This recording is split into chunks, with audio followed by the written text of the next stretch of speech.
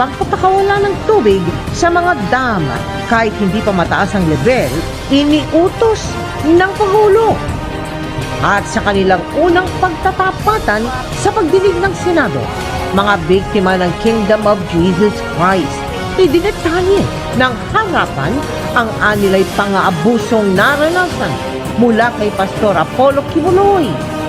Kibuloy, itinanggi ang mga paratang. Live mula sa GMA Network Center, 20 taon nang nakatutok. 24 oras.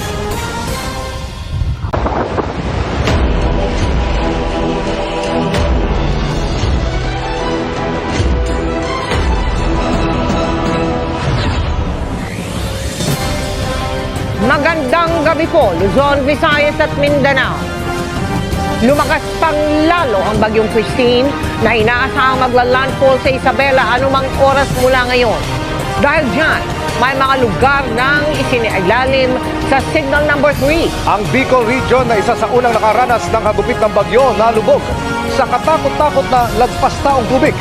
3 na ang naitatalang nasawi pero pinangangambahang dumami pa yan dahil sa dami ng mga natrap sa baha sa iba't ibang panig ng bansa.